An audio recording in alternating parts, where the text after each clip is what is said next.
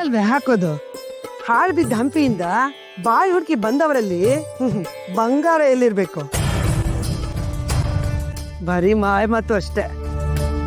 ಅವ್ರದ್ದು ಸತ್ಯವಂತರ ವಂಶ, ಸುಳ್ಳು ಹೇಳಲ್ಲ, ಹೇಳ್ದ ಹಾಗೆ ಮಾಡೇ ತೀರ್ತಾರೆ. ಮಾಡಿದ್ರೆ ನಾನು ಅವ್ರ ಪಾದಕ್ಕೆ ಬಿದ್ದು ನೆಲಕ್ಕೆ ಮೂಗುಜ್ಜಿ ಕ್ಷಮೆ ಕೇಳ್ಬಿಡ್ತೀನಿ. ಇದು ಮಾತು ಅಂದ್ರೆ. ಸಂಬಂಧದಲ್ಲಿ ಪರಸ್ಪರ ಸಹಕಾರ ಮುಖ್ಯ. ಮದುವೆ ಅಂದ್ಮೇಲೆ ಒಂದ್ ಹೆಚ್ಚು ಒಂದ್ ಕಮ್ಮಿ ಆಗುತ್ತೆ. ನಾವು ಹೆಣ್ಣಿನ ಮನೆಯವ್ರು ತಾನೆ, ಅನುಸರಿಸ್ಕೊಂಡು ಹೋಗ್ಬೇಕು. ಅವ್ರ ಮನೆಯಲ್ಲಿ ಹೋಗಿ ಬಾಳ್ಬೇಕಿರೋದು ನಮ್ಮ ಮಗಳು ಅನ್ನೋದು ನೆನ್ಪಿರ್ಲಿ. ಯಾರ್ದೋ ಮಾತು ಕೇಳಿ ಮನ್ಸಲ್ಲಿ ವಿಷ ತುಂಬ್ಕೋಬೇಡಿ. ಹೆಚ್ಚು ಕಡಿಮೆ ಆದ್ರೆ ನೆಂಟ್ರ ಮುಂದೆ ಅವಮಾನ ಆಗುತ್ತೆ.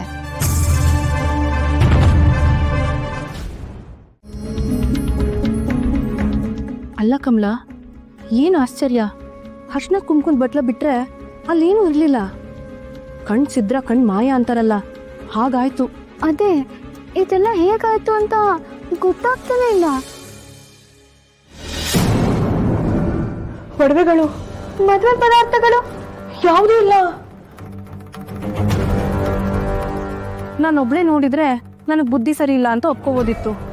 ನೀನು ನನ್ನ ಜೊತೆ ಇದ್ದೆ ಅಲ್ವಾ?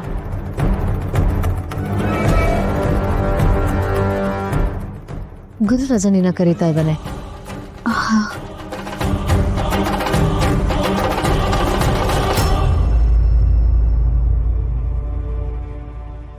ಏನ್ ಯೋಚನೆ ಮಾಡ್ತಾ ಇದೀಯ ವೆಂಕಟಮ್ಮ?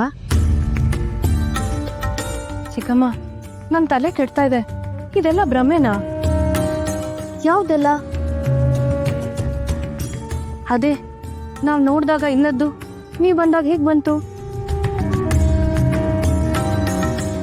ನನ್ ಮೇಲ್ ನಂಬಿಕೆ ಇಟ್ಟು ಅಲ್ಲಿದೆ ಅಂತ ನೀ ಹೋಗಿ ನೋಡಿದಿದ್ರೆ ಅದ್ ಅಲ್ಲೇ ಇರ್ತಿತ್ತು, ನಿನ್ ಕಣ್ಣಿಗೂ ಕಾಣಿಸ್ತಾ ಇತ್ತು.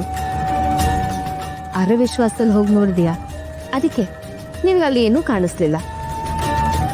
ಯದ್ಭಾವಂ ತದ್ಭವತಿ ಅಂತಾರೆ ಗೊತ್ತಾ? ಹಾಗೆ ನಿಮ್ ಮನ್ಸಲ್ಲಿ ಯಾವ ಭಾವನೆ ಇರುತ್ತೋ ಅದೇ ನಿಮ್ ಕಣ್ಣಿಗೆ ಕಾಣಿಸೋದು. ಹೌದಾ? ಇದನ್ನೆಲ್ಲ ನಂಬೋದಾ? ನಂಬಲೇಬೇಕು. ಆ ಭಗವಂತ ನನ್ನನ್ನ ಕಾಪಾಡ್ತಾನೆ ಅನ್ನೋ ನಂಬಿಕೆ ತುಂಬಾ ಮುಖ್ಯ ವೆಂಕಟಾಂಬ. ಅದೇ ನಂಬಿಕೆಯಿಂದಾನೆ ದ್ರೌಪದಿ ಅಣ್ಣ ನನ್ನನ್ನ ಕಾಪಾಡು ಅಂತ ಆ ಶ್ರೀಕೃಷ್ಣ ಪರಮಾತ್ಮನ ನೆನೆಸ್ಕೊಂಡ್ಲು. ಭಗವಂತ ಬಂದ, ಅವಳನ್ನ ಕಾಪಾಡ್ದ. ನೀನ್ ಹೇಳ್ತಾ ಇರೋದು ದೇವ್ರ ವಿಷಯ, ನಾನ್ ಕೇಳ್ತಾ ಇರೋದು ಚಿನ್ನದ ವಿಷಯ. ವೆಂಕಟಾಂಬ, ದೇವ್ರ ಕೊಟ್ಟಿರೋ ಈ ಅಪರೂಪದ ಮನಸ್ಸಿನ ವಿಚಾರ ತುಂಬಾ ದೊಡ್ಡದು. ನೀನ್ ಏನೇನ ಬಯಸ್ತೀಯೋ ಅದನ್ನ ಕ್ಷಣ ಮಾತ್ರದಲ್ಲಿ ಪಡ್ಕೊಳ್ಳೋ ಅಂತ ಶಕ್ತಿ ನಿನ್ ಮನ್ಸಿಗಿದೆ. ಹೌದಾ? ನಿಜನಾ?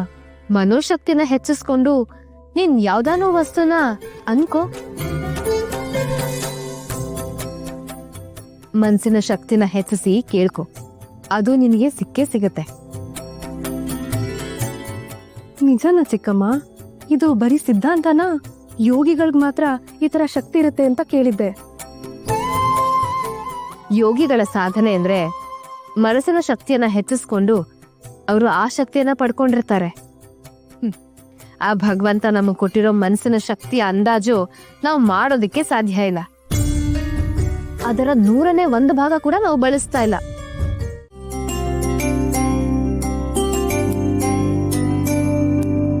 ದೇವರಿಗೆ ತೋರಿಸು.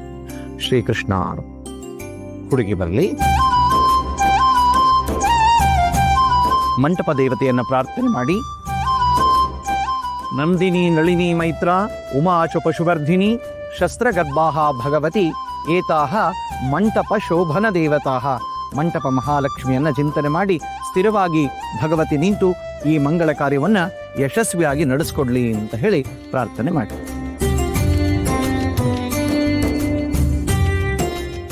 ವೆಂಕಟನಾಥ, ನೀನು ಪೂಜೆ ಮಾಡಪ್ಪ.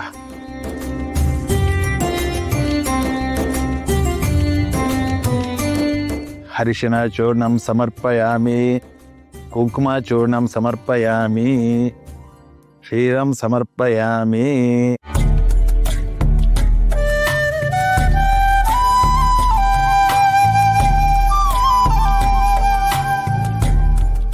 ನೀನು ಭಕ್ತಿಯಿಂದ ಬೇಡ್ಕೊಪ್ಪ.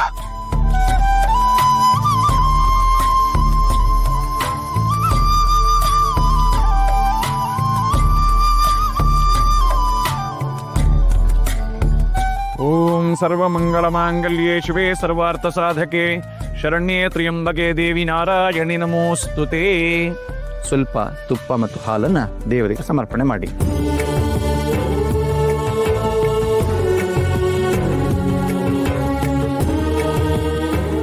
ಆ ರೀತಿ ಉಳಿದ 4 ಕಂಬಗಳಿಗೂ ಕೂಡ ಇದೇ ರೀತಿಯಲ್ಲಿ ಮಾಡೋಣ ಬನ್ನಿ.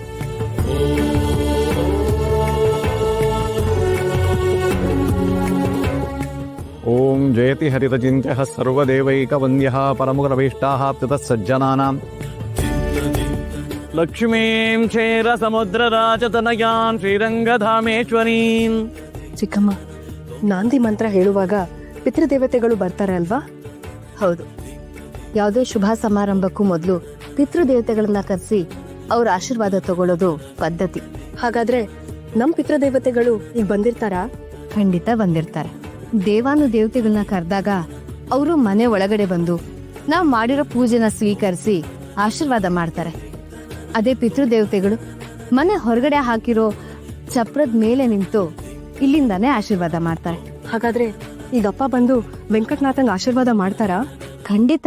ವಸುದೇವ ಸುತಂ ದೇವಂ ಕಂಸಚಾಣೂರಮರ್ಧನಂ ದೇವಕೀ ಪರಮಾನಂದಂ ಕೃಷ್ಣಂ ವಂದೇ ಜಗದ್ಗುರುಂ ಶ್ರೀ ಸಂತಾನ ಗೋಪಾಲಕೃಷ್ಣಾಯ ನಮಃ. ವಿಶೇಷವಾದ ಹಸಿರು ಮಂಟಪದಲ್ಲಿ ಸಂತಾನ ಗೋಪಾಲಕೃಷ್ಣನನ್ನ ಪ್ರಾರ್ಥನೆ ಮಾಡಿ ನಿಮ್ಮ ವಂಶದಲ್ಲಿ ಅತ್ಯುತ್ತಮವಾದಂತಹ ಸಂತಾನ ಪ್ರಾಪ್ತಿಯಾಗಲಿ ಅಂತ ಹೇಳಿ ಆ ಭಗವಂತನನ್ನ ಶ್ರೀಕೃಷ್ಣನನ್ನ ಪ್ರಾರ್ಥನೆ ಮಾಡ್ತಾ ಮಂತ್ರಾಕ್ಷತೆಯನ್ನ ಈ ತೊಟ್ಟಲ ಮೇಲೆ